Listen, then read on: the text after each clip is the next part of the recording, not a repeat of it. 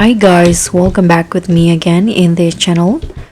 So on today's tutorial, I'm going to show you how you can slow down your speed and escape tsunami for brain rots.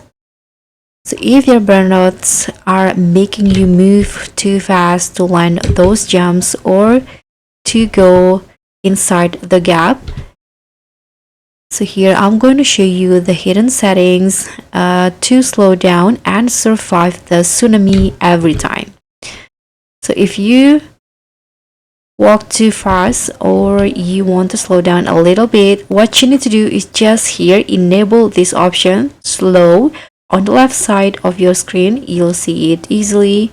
So you can just click on that, and after that your walk will become slower like this. And if you want to go faster again, you can just click on it again and you'll walk fast again in seconds. So that's pretty much all. Thank you so much for watching. Don't forget to like, comment, and subscribe.